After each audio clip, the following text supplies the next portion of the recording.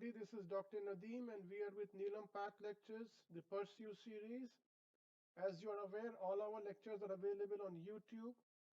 We also have a Telegram group, which is very helpful for accessing all lecture-related information. You can join this group using the link. We have a Google Drive where the PDF of all lectures are available. We have a master integration key by which you can navigate between the Google Drive and the YouTube. These are the disclaimers. And we are with phase 3, which is recorded pathology lectures. And today, this is Pursue 18H, which is hematology, malignant, lymphoid, and plasmacytic diseases. And we are streaming from R.D.Gardi Medical College, Ujjain, India.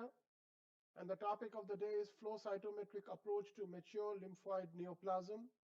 And to talk on that, we have Dr. Gautam Gopal Bhagwat. Dr. Bhagwat is an MBBS and MD from R.D.Gardi Medical College, Ujjain.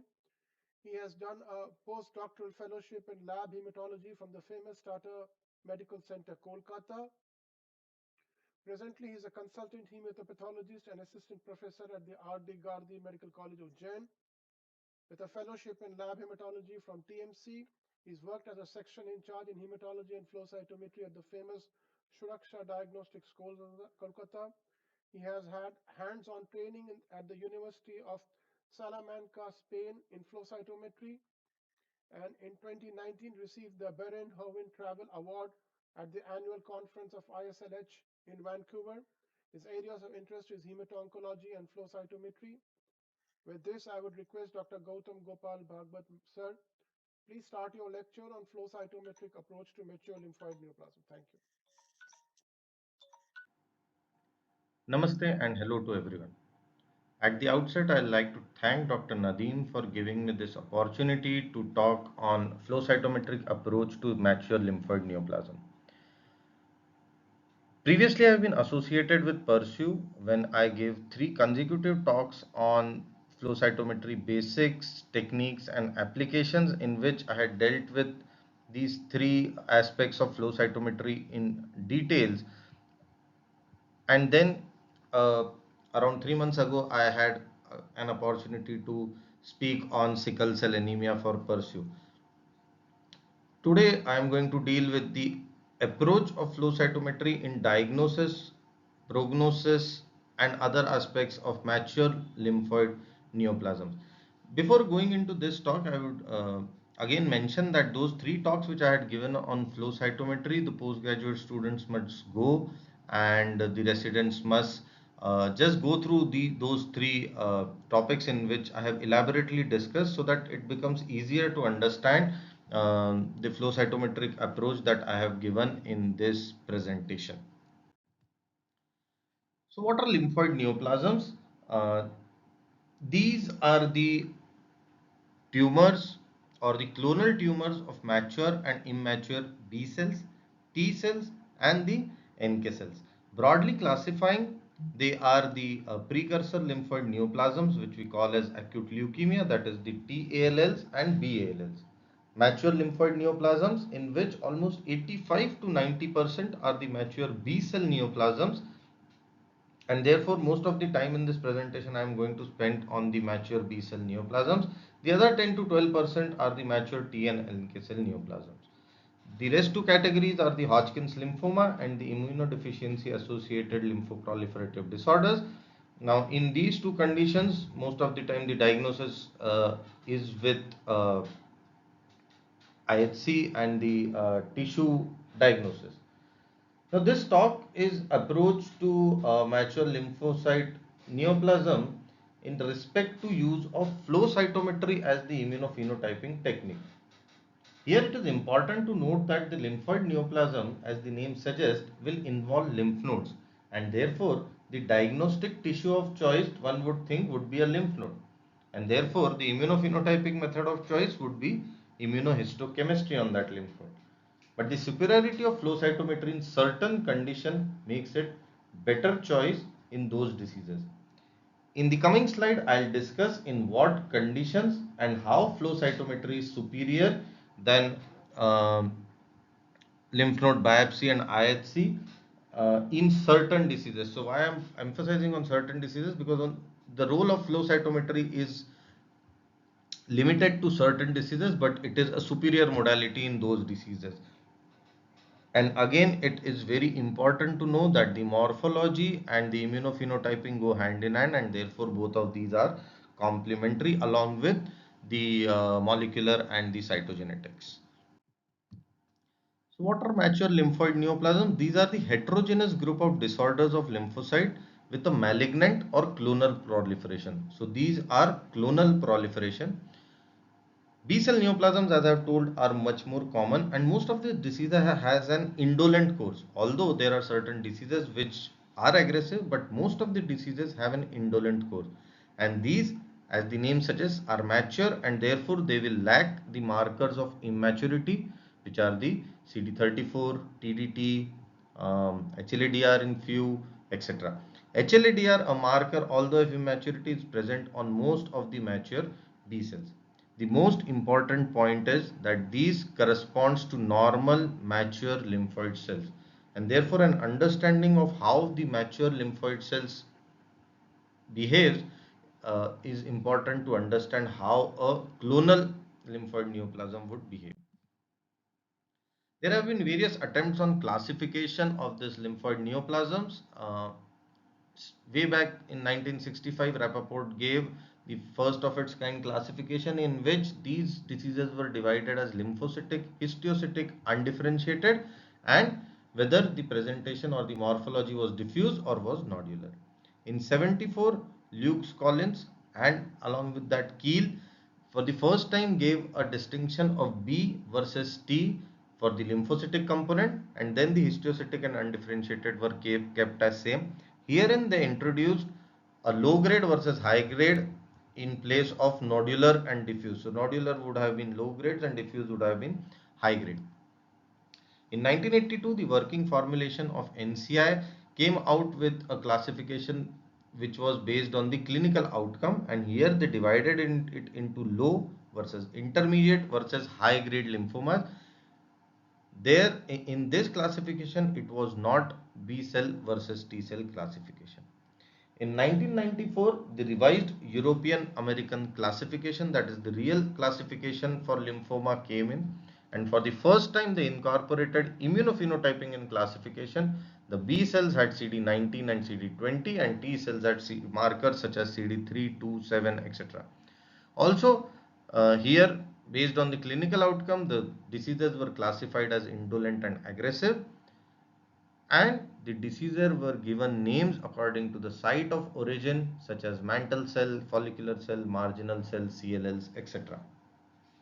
Then from 2001 came the WHO classification with the third edition, fourth edition, the fourth revised edition in 2016, and lately in 2022 we have the WHO Hem 5, that is the fifth update of the WHO classification. And as I have already pointed out that the majority rests on B versus T and NK and differentiating it into precursor versus mature. Now here I'll again point out a very important thing, that there are certain differences which have come up between 2016 WHO 4R versus 2022 WHO Hem 5.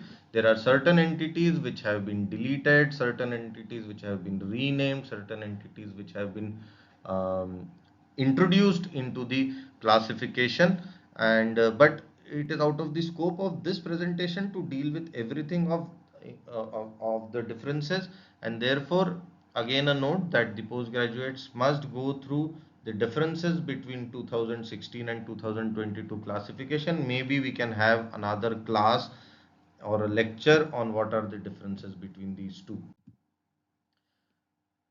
Most of my time in this presentation I am going to spend with the B cell neoplasms, as those are the most commoner ones that present to us, and almost daily we get a case of a flow cytometry evaluation in which it is a mature B cell neoplasm. The T cell and NK cells are very rare. Mature B cell neoplasm, as I have told, lacks markers of immaturity, corresponds to normal mature lymphoid cells, and importantly present with a light chain restriction. So the light chains are kappa or lambda. So as these are clonal proliferation, the cells, the abnormal cells would either express kappa or would express lambda, and this is called as light chain restriction. So there can be kappa restricted cells or the lambda restricted cell. Now practically speaking, most of the times there is no problem in identifying the restriction, as almost 90 to 100% or the ratio of 90 is to 1 or 95 is to 1 is present when it comes to a restriction. But yes, there are certain cases in which there is both types of cells are present, the normal cells are also present and the abnormal cells are also present, so therefore it becomes very difficult to see. And here this ratio, the guidelines of 3 is to 1 would work in distinguishing between the abnormal cells and the normal cells. Again, here I would like to highlight that flow cytometry is superior in this way because we can compare both kappa and lambda at the same time, whereas in IHC you can, on one slide you see kappa, on the other slide you see lambda, and it becomes difficult to give the percentage or ratio in two different slides. So how flow cytometry is important in mature B cell neoplasm? One, it is diagnostic. It will tell you whether a cell is reactive or whether it is actually lymphoma. So any lymphocytosis which presents in peripheral blood or bone marrow can be reactive or can be malignant. Flow cytometry helps in distinguishing between these two. Then you can type it whether it is a B lymphoplasm, lymphoneoplasm, or whether it is a T cell neoplasm. Moreover, you can subclassify it into various entities such as CLL, mantle cell lymphoma, follicular lymphoma, etc. Then there are certain prognostic markers which are very important, and it is advisable to incorporate into your flow cytometry panel in your tubes so that you can give a comprehensive report to the patient and the treating physician. And the last is MRD analysis, which has come in last 2 decades, which is the measurable residual disease. So after the treatment, how much disease is still present is important, because that is again an independent prognostic risk factor. MRD analysis, although not very common with all the mature B cell or T cell neoplasms, but it is very, very important in one mature B cell neoplasm, that is multiple myeloma. And in multiple myeloma section, I have specifically kept a MRD analysis case so that you all can just get a touch of how MRD analysis is done. So as I have told, the mature B cell neoplasm corresponds to normal B cell, and therefore it is important to know how the B cell journey is. So B cells, you all know, arise from the bone marrow, the progenitor B cells, and all these cells which are present in the bone marrow give rise to the precursor type of B cell neoplasm, that is the acute lymphoblastic leukemia. Pre-B cell has only the heavy chain, and once the cell is going to come out of the bone marrow, it is going to be presented to an antigen, and there it will get the light chains, that is kappa and the lambda. Now these, if do not get apoptotic, then would go into the circulation and reach the lymph node in the interfollicular area as the naive B cells, where it has the IgM and IgD. Now these naive B cells may either go and rest into the mantle zone and be there as the resting lymphocytes, or if antigen is presented, they become the extrafollicular B blasts, which acts as a short-lived plasma cells, or they would go into the follicle, or they would stay in the perifollicular area as the memory B cells in the marginal zone. If it enters the follicular area, here it will get as a centroblast. This centroblast again the follicular dendritic cell and the T follicular helper cells which are present in the germinal centers would convert the centroblast to centrocyte, and the centrocyte would lack BCL2 and would gain BCL6 and CD10, and further it might either go as a memory B cell into the marginal zone or may become a long-lived plasma cell.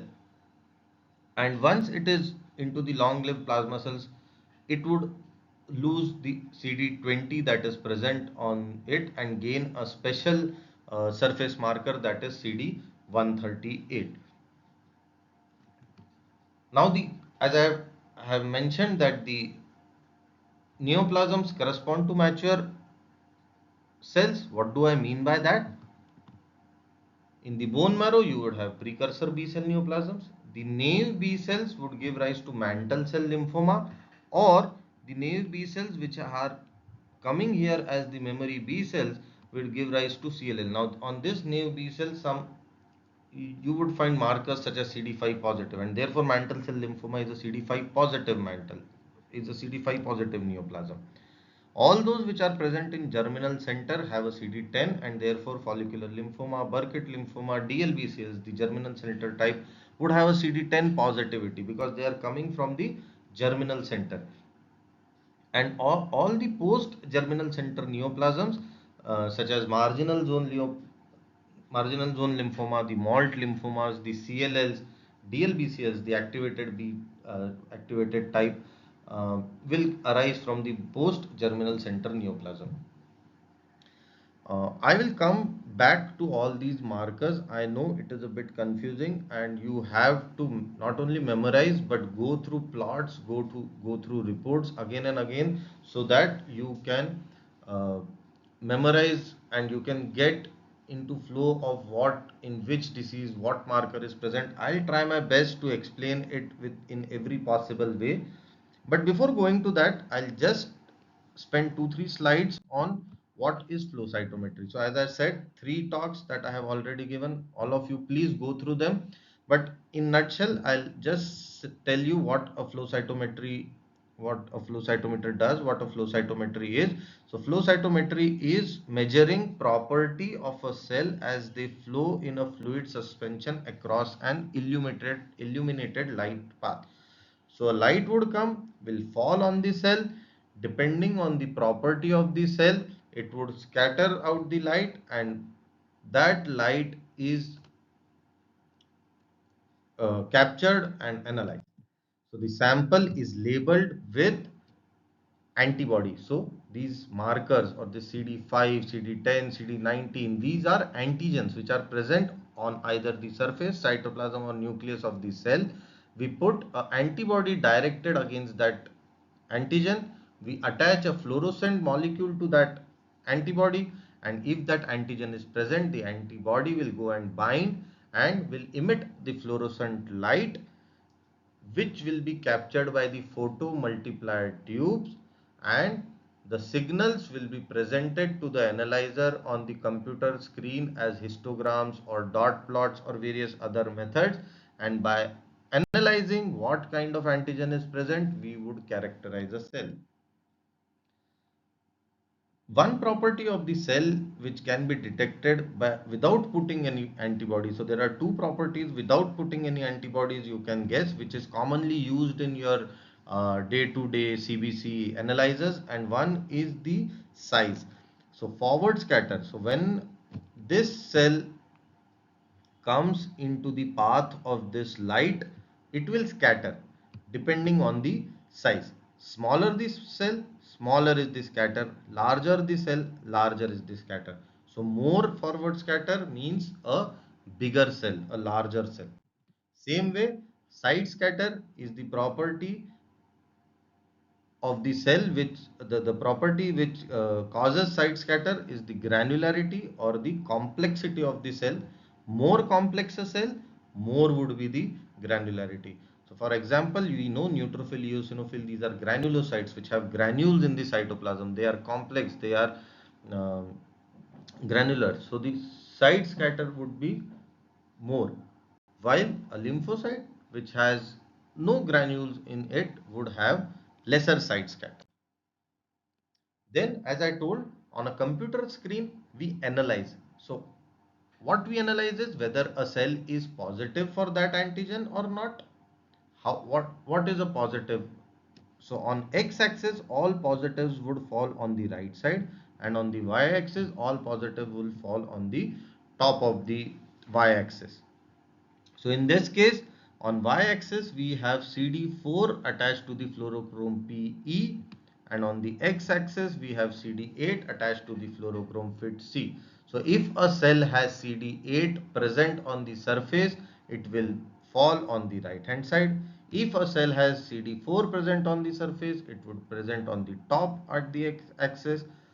If a cell has both CD4 and CD8, then it will fall in this quadrant, and all those cells which do not have a CD4 or CD8, that is, they are double negative, negative for both CD4 and CD8. There is neither CD4 on the surface nor CD8 on the surface.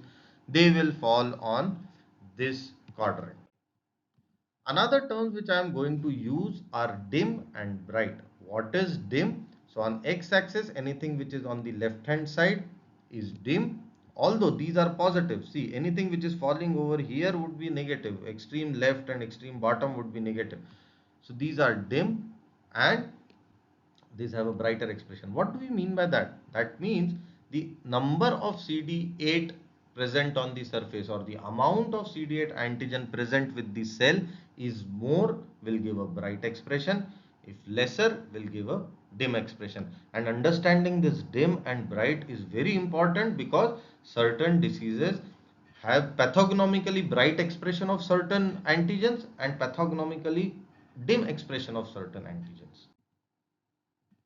So what do we analyze in flow cytometry? In nutshell, forward scatter would give me size, side scatter will give me granularity, the various antigens present on the surface of this cell or present inside the cytoplasm or nucleus of the cell. I'll put an antibody against it, and depending on that, I can characterize the cell. A small cell with less granularity with presence of CD19 is a B cell. So in that way we characterize the cells.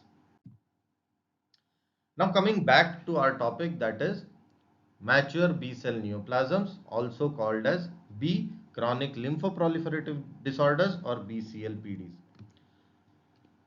So there are many mature B cell neoplasms, a long list of mature B cell neoplasms, the most common being the DLBCL or the diffuse large B cell lymphoma.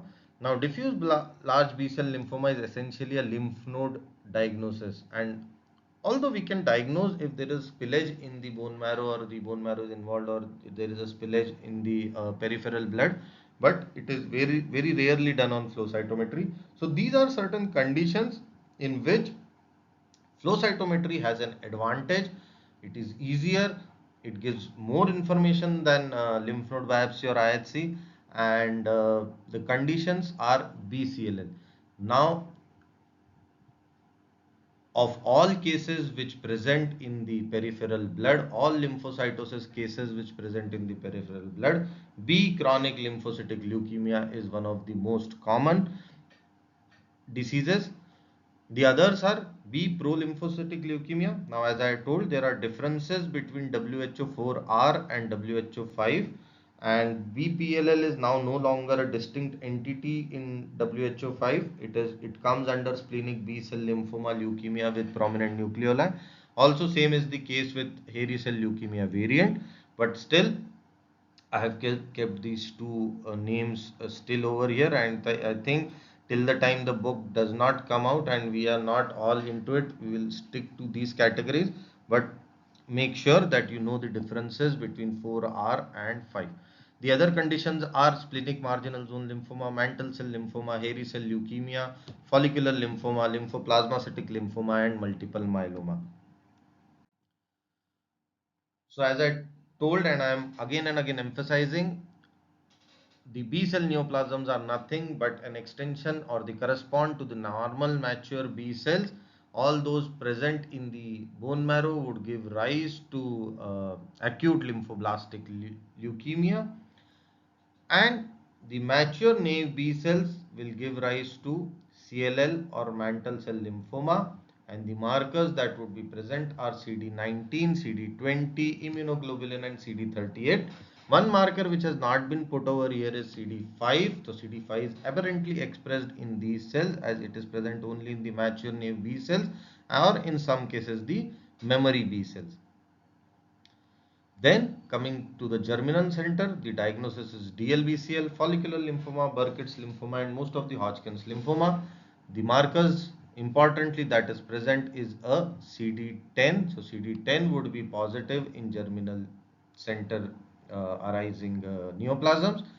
The memory B cells are CD19-20 positive and also IgG and IgM positive. Here the CD38 expression is lesser or dimmer. It may be negative in most of the cases such as marginal zone lymphoma and chronic lymphocytic leukemia. And coming on to the most mature B cell, one marker which comes in is CD138. CD38 expression is very bright, CD20 is negative and CD19 may be positive or negative. Now, in the further slides, when I discuss multiple myeloma, I would emphasize on the differences between normal plasma cells and abnormal plasma cells. All these markers, how they are in normal cells and abnormal cells will be dealt in the multiple myeloma section. So, basic approach to BCLPD analysis, B cell maturation with flow marker expression. There are certain markers which come and go. There are certain markers which are brighter earlier, then dimmer, then again become bright. There are certain markers which are present only in the initial stages. There are certain markers which are present only in the later stages. So all this you have to learn. You have to go through the various plots. You have to regularly see various diagnoses, various expression patterns, and only then you would get to it. But this is one chart which I really like and solves almost 80% of your problem when you are dealing with what kind of a mature B cell neoplasm it is. And why I say 80%? Because in practical life, the markers are not exactly how they look. There are sometimes aberrant atypical expression of markers. But for postgraduate learning, if you learn this entire chart, if you go through it again and again, you would be able to diagnose many of the diseases. You would be able to solve most of your questions, not only in your further examinations but also in your postgraduate examination. So this chart is very, very important. At this moment of time I am not going to elaborate this, but my coming slides are in breaks. I have divided this chart only and we will discuss it this way. The most important marker is CD19, and here is why I say flow cytometry is important in mature B cell neoplasms is because CD19 is not readily available in IHC. It is a lineage specific marker for B cells present in all the B cells.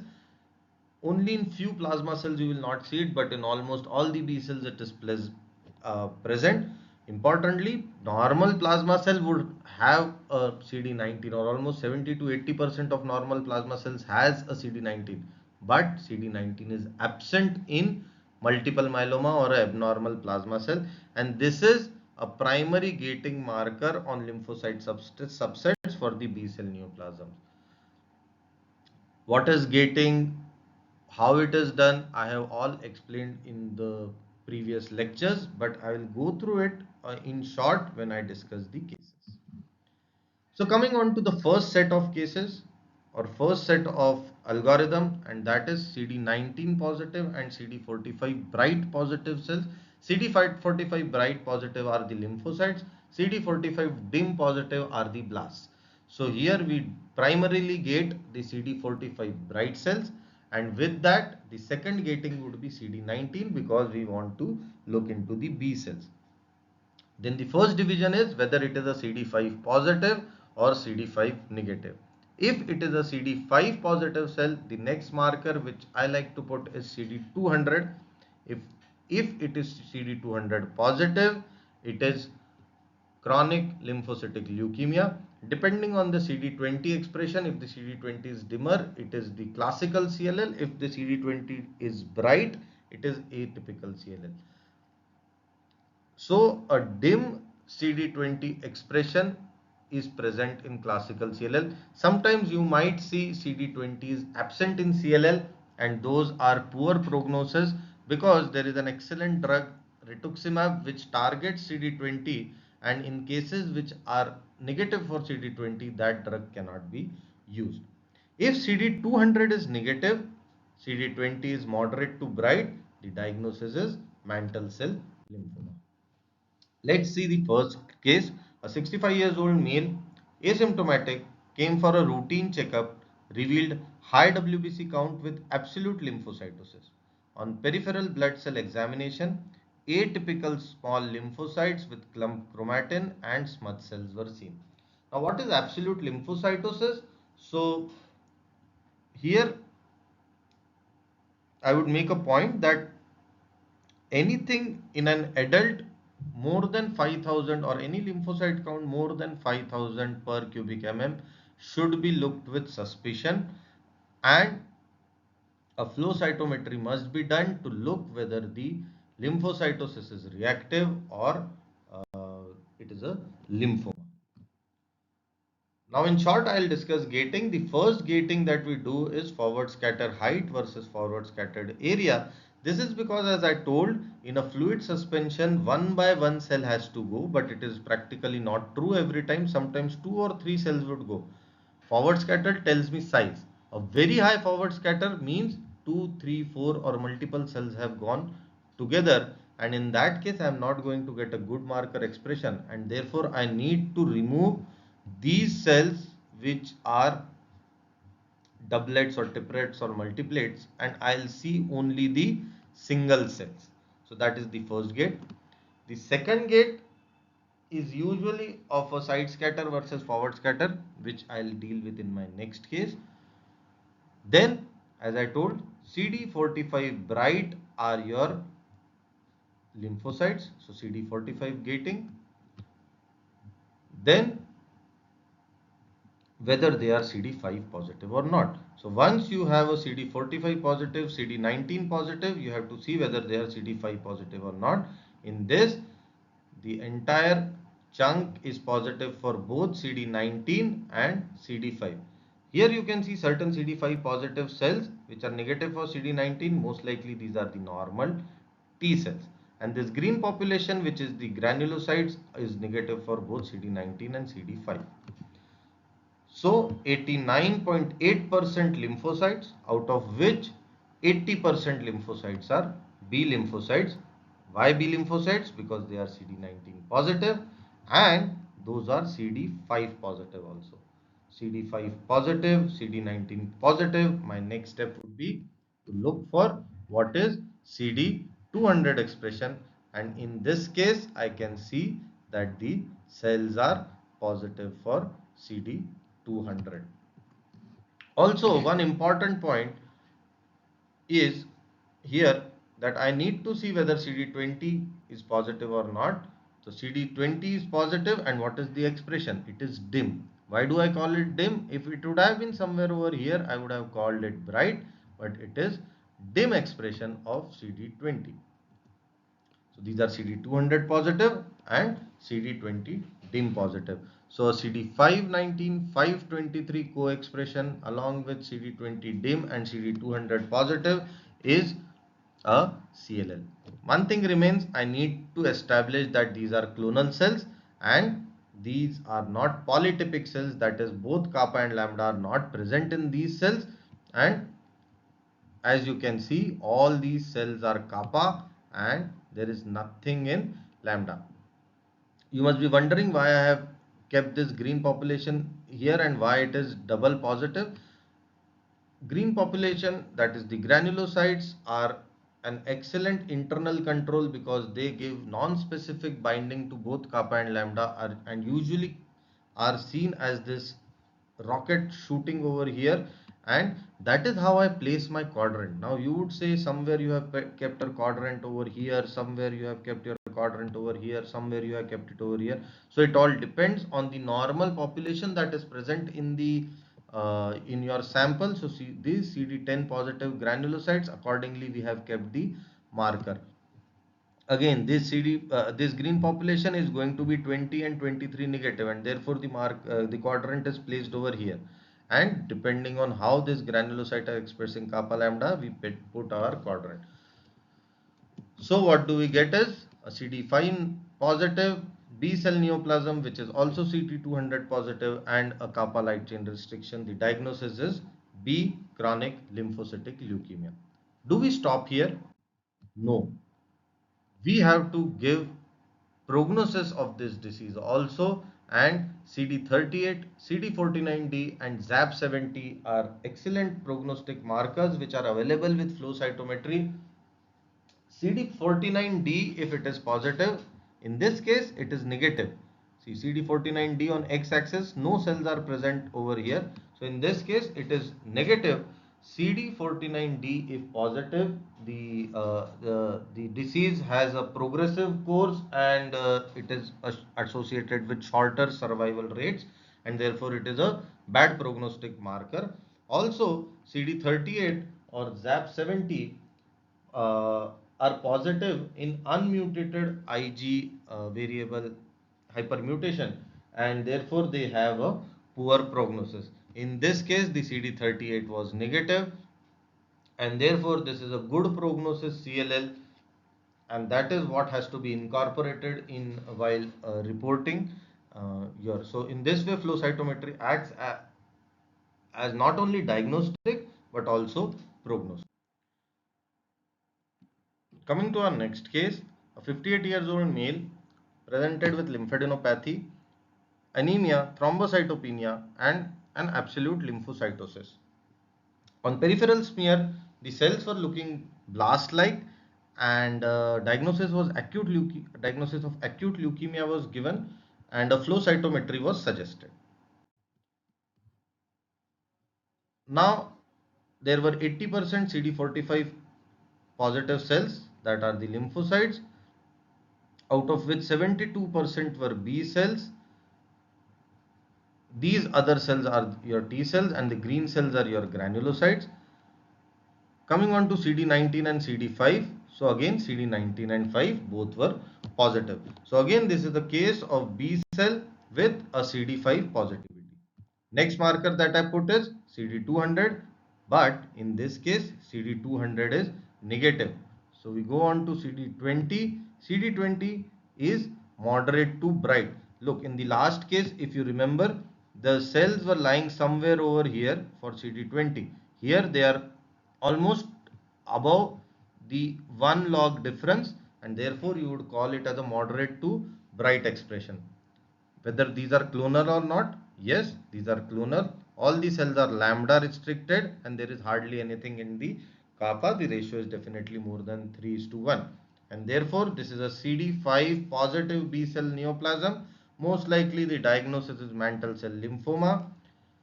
In such cases, you usually like to do a translocation 11-14 for cyclin D1, or SOX11 IHC is also important if lymph nodes are there, to establish a diagnosis. So we have dealt with two cases which were CD5 positive B cell neoplasms. The most important differentials are CLL versus mantle cell lymphoma. Here I'll like to make a note that 15 to 20% marginal zone lymphomas may also show a CD5 positivity, and therefore it is very important to distinguish between CLL versus non-CLL B cell neoplasms when it comes to CD5 positive cells. There have been various scoring system, of which Matute scoring system is based on the immunophenotypic expression and is widely used to distinguish between CLL and non-CLL. Earlier, CD200 was not incorporated in this scoring system, but in 2018-19 there was a publication which incorporated the CD200, and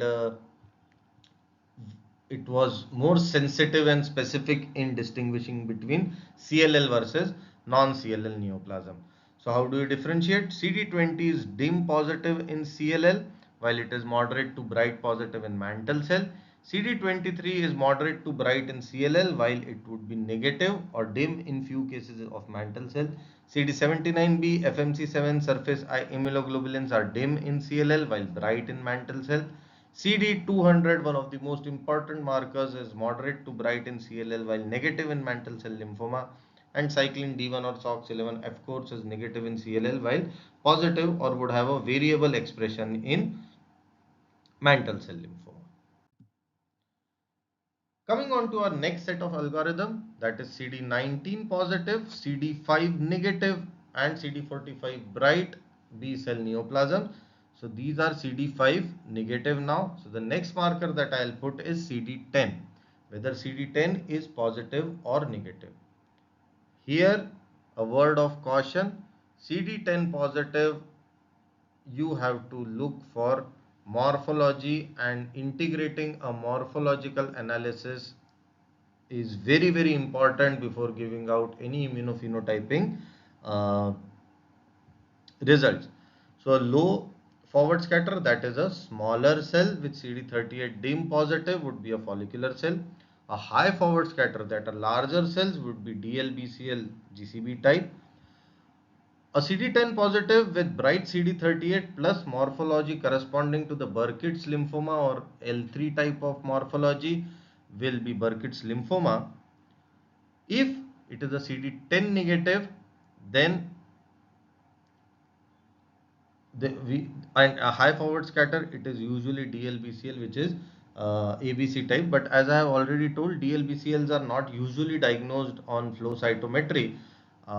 Also, there are certain cases of which we'll discuss of 5 negative and 10 negative. So first we'll come to 5 negative, 10 positive cases. A 60 years old male presented with bilateral pedal edema, generalized weakness, weight loss since 2 months. On examination, he had hepatosplenomegaly and multiple lymphadenopathy. CBC showed absolute lymphocytosis, mild anemia and thrombocytopenia. On the peripheral blood, there were atypical cells with clean nucleus. Now with this case, I like to highlight the importance of gating just as a revision. So this is CD45 versus side scatter. What do you see here is there are granular sites. There are definitely 70% cells which are in the lymphocyte gate, that is the bright CD45. But there are almost 10% cases which have a dimmer CD45 which are lying in the blast area. Are these blast 10%? So we'll go on to the initial gating. So this first gate was forward scatter versus side scatter, in which I have excluded the doublets. The second was side scatter versus forward scatter.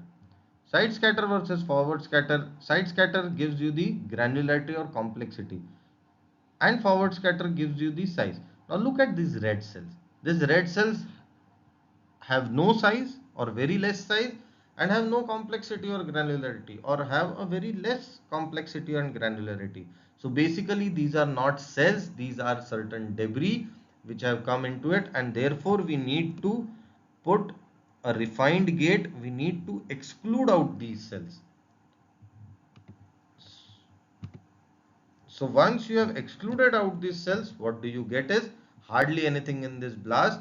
Again, a little bit of debris is left which is coming into this, and therefore this gating becomes very important. So coming back to our case, on side scatter CD45, we see that CD45 is bright positive or 75% cell, whether they are CD19 positive or CD3 positive. So most of the cases are CD19 positive, that is 56% are CD19 positive while 36% are CD3 positive. So it is not that all the lymphocytes that are present are only B cells. Now we must remember that the circulating lymphocytes, which we call as small lymphocytes and are present as 20 to 40%, as we all know, most of these cells are the T lymphocytes. So whenever you find in a flow cytometry that the circulating lymphocytes, the majority of the cells are B lymphocytes, they are usually abnormal. So 75% lymphocytes, out of which 56% are B, 36% are T. So what do I look into? Whether these B cells are clonal or not. And what do? I analyze the kappa lambda plot, and as you can see here, almost everything is kappa. There is nothing lambda. So these are restricted cells, and these are neoplastic B cells. Now coming on to whether they are CD5 positive or not. So these are CD5 negative. You can see normal T cells which are CD5 positive are blue cells, which are the B cells are CD5 negative. With CD5 negative, are they CD10 positive? So after CD5 negativity, the next marker that I look into is CD10. So yes, they are CD10 positive. And how do I call them positive? Because granulocytes, the green cells, are CD10 positive. And here you can see that my cells are CD10 positive, CD5 negative, kappa restricted, CD10 positive cells. We go on to look into how the cells were. So they were low forward scatter. So these are immunomorphologically, the findings are suggestive of a follicular lymphoma. Also the CD38 is negative, which is seen in follicular lymphoma. So the diagnosis become follicular lymphoma.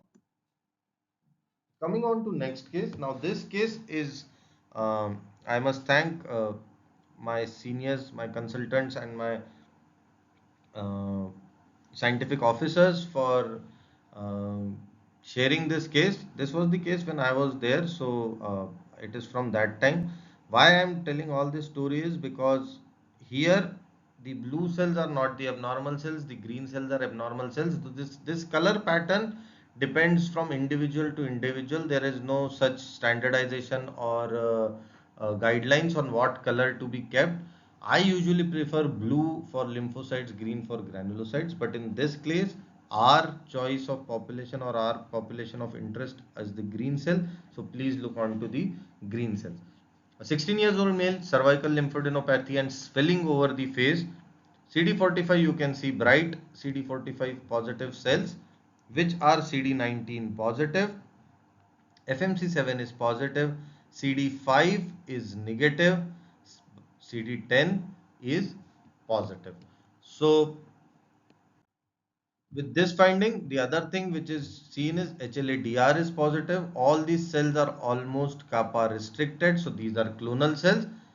So look on to the CD38, because in follicular lymphoma CD38 was negative. What we find here is CD38 is moderate to brightly positive, and CD20 is also positive. So immunomorphologically, the features are suggestive of a Burkitt's lymphoma. So as I told, in the CD10 negative cases, it is not only the flow cytometry which is diagnostic. You have to look into the morphology of the cells. You have to look into the cytogenetics, the molecular characterization, and if possible, search for lymph nodes, take a lymph node biopsy, put certain IHCs for the accurate and confirmed diagnosis of CD5 negative and CD10 positive cells. So the most important differentials for CD5 negative 10 positive B cell neoplasms is follicular lymphoma, Burkitt's lymphoma and DLBCL. These are challenging cases for flow cytometry because morphology is important in deciding diagnosis. So only a flow cytometry might not give the answer, but yes, definitely it is going to give you a lots and lots of clue in which direction to work in, what to look for. Caution is important during gating. As I told you, we try to remove the doublets, which are the larger cells, but DLBCL, which is diffuse large B cell lymphoma, would have larger cells. So you cannot omit all the large cell, and cautiously gating has to be done. And therefore morphology is important. In morphology, if you are seeing larger cells, gate all the cells. Gate maximum cells and remove only which you are sure these are the doublets. The blasts and hematogones are also CD10 positive, and therefore it is very important to look out for these cells. I usually always ask for a lymph node biopsy examination if possible, because that would uh, authenticate our diagnosis on flow cytometry.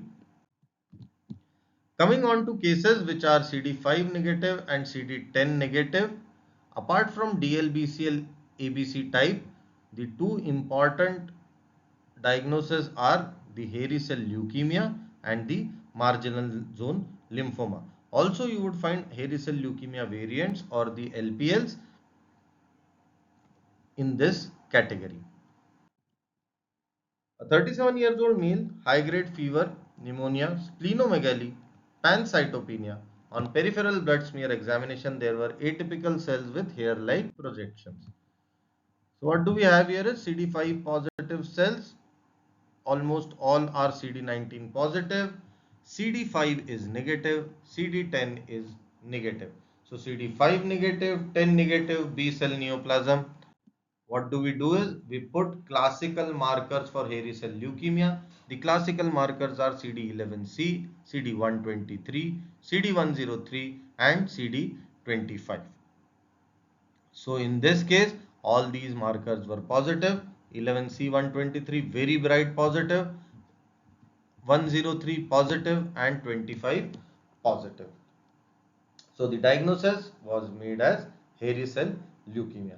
Now here I would like to point out hairy cell leukemia usually presents with a pancytopenia and the bone marrow usually you would get a dry tap. So you don't get any fluid for flow cytometry, but even if it is a pancytopenia, the classical morphology along with acquiring more number of events, you can do a flow cytometry examination even if the counts, the total WBC counts are 900,000 etc. Even then it is quite possible to make a diagnosis on the peripheral blood.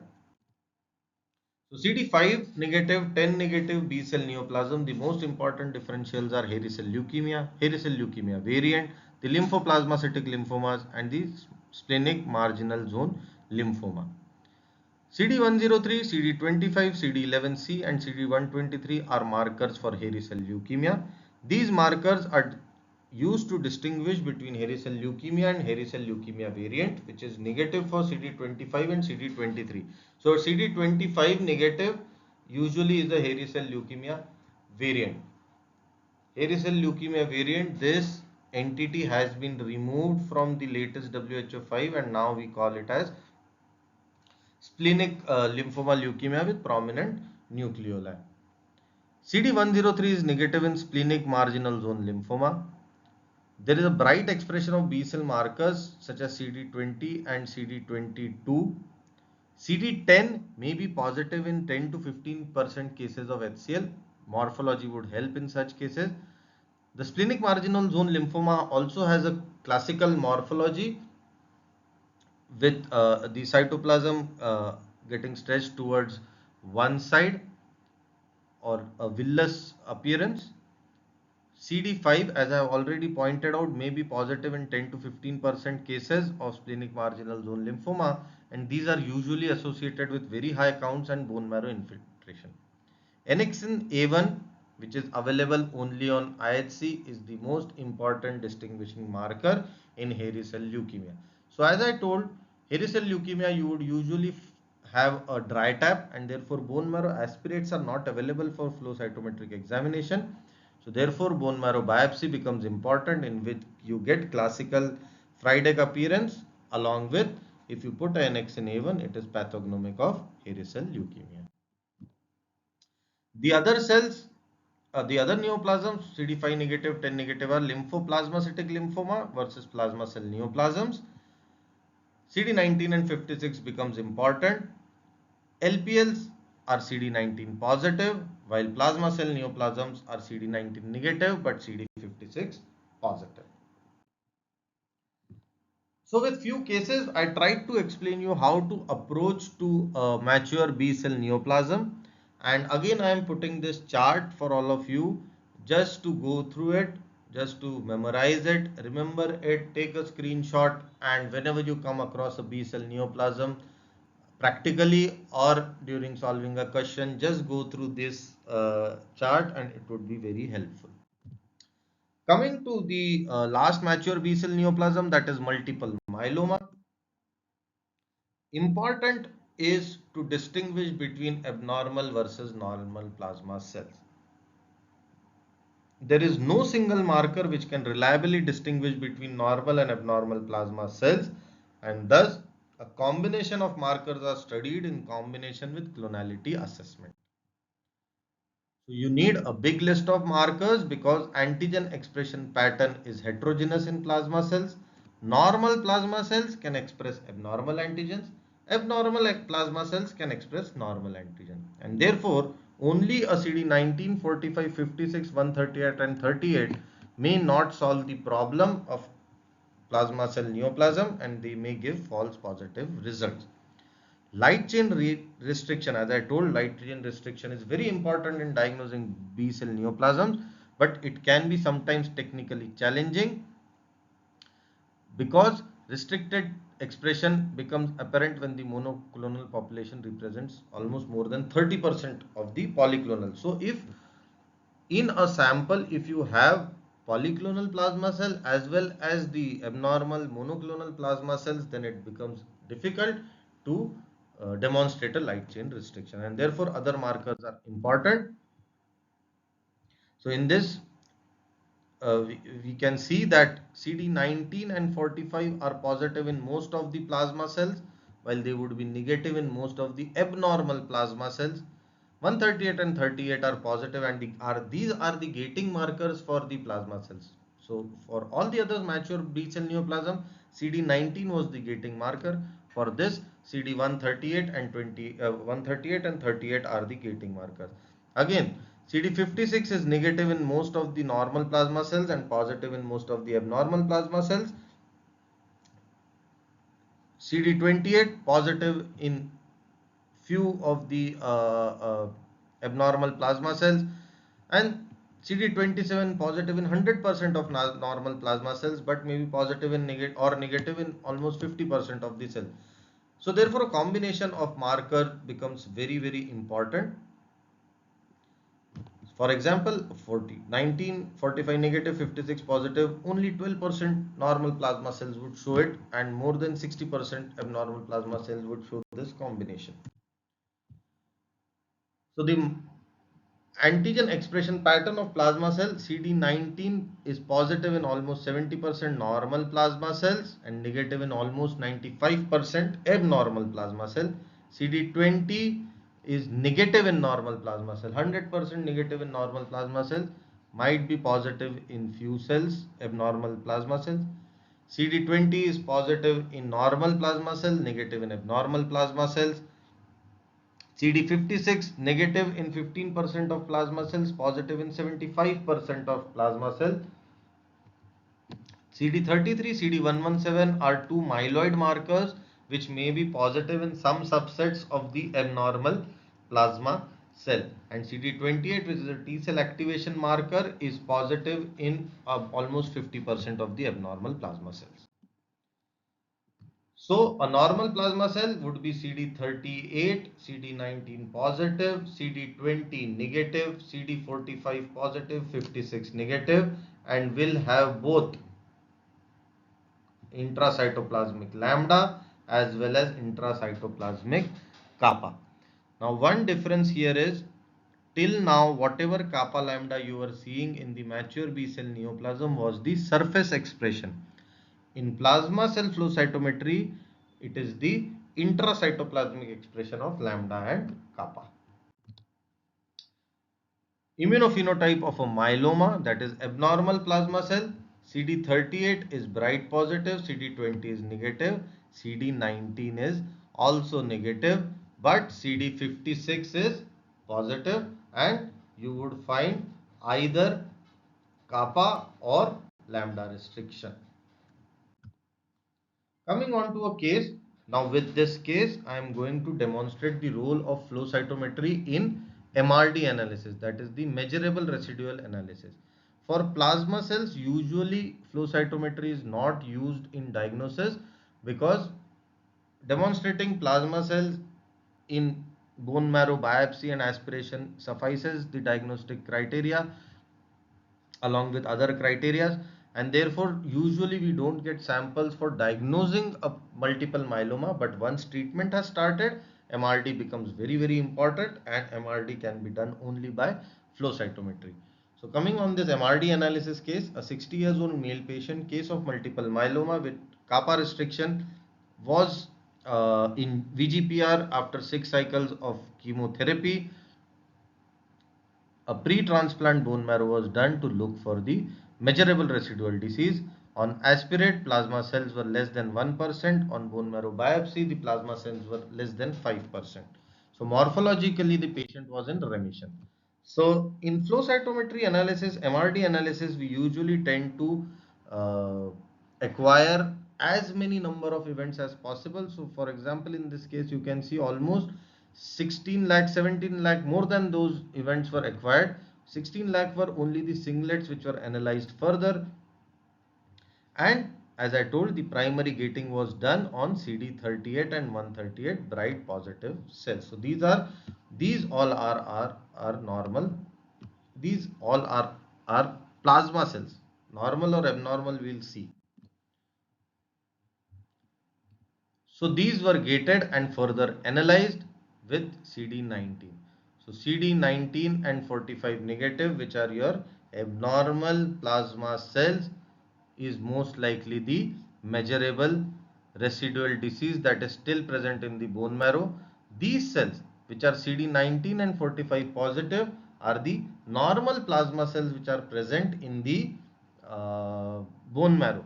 As you can see, when we analyze these cells which are positive for both 19 and 45, these are both lambda as well as kappa. And if you see the ratio 349 is to 382, that is almost 1 is to 1 ratio of lambda and kappa. So there is no restriction. These are polytypic, have both lambda as well as kappa. When we analyze the CD1945 negative cells, for kappa and lambda, what do we see? Most of the cells are kappa restricted, that is almost 5500 cells against the 125 cells. So almost all the cells are kappa restricted. So definitely this is the abnormal population. Also this is positive for 56, positive for 38, negative for 27, and therefore we label this as the measurable residual disease that is still present in the bone marrow. Along with that, we also need to look for the viability of the cells. So whenever a bone marrow is given, the cells tend to die quickly, and we need to establish or demonstrate that we have analyzed only the viable cells, and we use a dye known as Cyto41 dye, which permeates the cells. Also, whether the sample is adequate or not, that is, the bone marrow is representative of not. Most of the times after therapy you get a hemodiluted bone marrow, that is, there is lot of peripheral blood contamination from during the procedure of bone marrow aspiration, and therefore it is important to demonstrate that in an MRD analysis was done on actually a bone marrow sample which was not hemodiluted and not on a sample which was hemodiluted. And the internal controls or the cells that we look for, which are present only in the marrow, are the bright CD117 mast cells, the normal hematogons or the B lymphocytes, which are present in the only in the bone marrow and will not be present in the peripheral blood. So demonstrating presence of mast cells and presence of hematogons tells me that my sample is representative of the bone marrow, and therefore we can report it out as the total plasma cells are 0.39% of the total events, out of which 75% are abnormal plasma cells. Therefore my uh, MRD is 0.33%, and this is a positive MRD. So we reported a positive MRD, that is, measurable residual disease is present in the patient's marrow. With this, I finish B cell neoplasms, which was the majority part of my talk. I'll quickly go through a case of TCLPD. Before that, let us go through the T cell journey. Now, B cells came from the bone marrow, T cells come from the thymus. Initially, they are present in the cortical thymus. In cortical thymus, these are 4 negative and 8 negative. That means both these antigens are not present in the cells which are present in the cortical thymus. They are double negative cells and express markers of immaturity, that is TDT and CD1A. Once in medulla, they will either gain CD4 or CD8 positive. So there are no cells which are positive for both CD4 and CD8. So usually if you find cells which are positive for both CD4 and CD8, they are almost abnormal cells, because normally no cells are CD4 and CD8 both positive. Once out of the thymus, they present with the mature T cell markers which are surface CD3, CD5, CD7. Now there is a T cell receptor which helps in identifying a T cell. Now TCR can be alpha beta or can be gamma delta. Few cells are gamma delta positive. These are CD4 negative, CD8 negative and CD5 negative. The NK cells, the natural killer cells, are CD16 and CD56 positive, while the T follicular helper cells, the name of a lymphoma coming out of it is T follicular lymphoma, are CD4 positive and CD10 positive, as these are present in the germinal centers, and also PD1, that is CD279 positive. Mature T cell neoplasms are rare neoplasm. Flow cytometry has many advantages over IHC, but only few neoplasms show spillover in peripheral blood or bone marrow involvement, and therefore we get very rare cases of T cell lymphomas for analysis with flow cytometry. Now, why I say that flow cytometry has many advantages or it is superior, and that is because there are antigens such as TCR alpha beta and gamma delta, in which you can differentiate between gamma delta T cells and the alpha beta T cells, which is not available with the IHC. Also, IHC cannot distinguish between T and NK cells only by the use of CD3, because the CD3 in IHC has only the epsilon component, while the flow cytometry marker has the complete has the entire component in it, which is absent in NK cells. Also, CD16 is not available with IHC. So demonstrating NK cells is easier with flow cytometry rather than with IHC. So important marker for T and NK cell neoplasm are CD2, CD5, CD3, CD7, which are the pan T cell markers, CD16, 56 for NK cells, and CD57. Now, as in B cell neoplasm, it was kappa lambda. Here we have CD4 and CD8. So usually you will find either the cells are CD4 positive or CD8 positive. In a normal individual circulating T lymphocytes, you have both CD4 as well as CD8 in a ratio, while a clonal proliferation of T cell, you will have either CD4 positive or CD8 positive. The diseases which are CD4 positive are T prolymphocytic leukemia, only 60 to 70%. Why I am saying this? Because another 30% would be CD8 positive, but majority of TPLLs are CD4 positive. Adult T cell leukemia lymphoma, to note here is these are CD7 positive and CD7 negative and CD25 positive. The peripheral T cell lymphomas, NOS, the angioimmunoblastic T cell lymphoma, follicular T cell lymphoma, and anaplastic large cell lymphoma, all these are predominantly CD4 positive. The T cell large granular lymphomas are CD4 negative and CD8 positive, and also CD57 is positive in such cases. The peripheral T cell lymphoma unclassifiable CD8 are positive. Now, in T cell lymphoma, this is not very hard and fast, but as a general rule, we must know which are CD4 positive and which are CD8 positive. You might also get rare cases which are positive for both CD4 and CD8. The hepatosplenic T cell lymphoma are positive for TCR gamma delta. I will just run through one small case, because as I told you, T cell lymphomas are very rare, and looking from the postgraduate point of view, I won't emphasize much for you to get into this. There are certain diseases which you must know, but those are not diagnosed by flow cytometry, and therefore for T cell lymphoma this not might not be a very good class, and I would suggest to look into the other classes in which T cell lymphomas and NK cell lymphomas have been covered.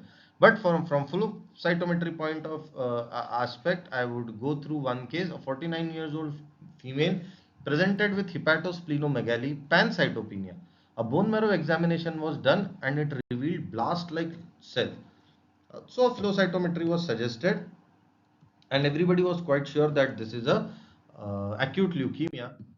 But when we did the flow cytometry, what we found was most of the cells were CD45 bright positive. So hardly any cells present in the blast gate. All the cells are CD45 positive. These were surface CD3 positive. That is, these were T cells. And when we look into this T cells, the purple population here is our population of interest. These were CD4 and CD8 negative, and these had a TCR gamma delta component, and therefore this was reported as a clonal T cell neoplasm. The most favorable diagnosis was given as hepatosplenic T cell lymphoma. When a biopsy was done and when we put a CD3 IHC staining, beautiful intrasinusoidal CD3 or T lymphocytes were seen in that, and the confirmed diagnosis for hepatosplenic T cell lymphoma was given. So with this, I'll almost come to end of my presentation. It is important to know certain aspects when you set up a flow cytometry lab. You need to get appropriate sample. You have to have good calibrated instruments. You must standardize the processing protocols. You must validate your antibody panels. A minimum of 8 color instrument is required nowadays. You should have a user friendly software, a competent hardware and workstation, and an efficient technical support. Most importantly, you need the man behind the machine, that is a qualified pathologist with a good supporting technical staff, and then you finally give out a report. So to conclude, with good manpower, good machines, good SOPs and good antibody panels, you can approach very nicely to the flow cytometry of mature lymphoid neoplasms. I have given certain algorithms which would be very helpful to you, and I am sure I could do justice with my talk, and postgraduate students would find this as helpful. Thank you very much. This is the Tata Medical Center and University of Salamanca's plane, where I have learned almost everything about flow cytometry. And this is the R.D.Gardi Medical College, where at present I am practicing as a consultant hematopathologist and the assistant professor in Department of Pathology. Thank you very much.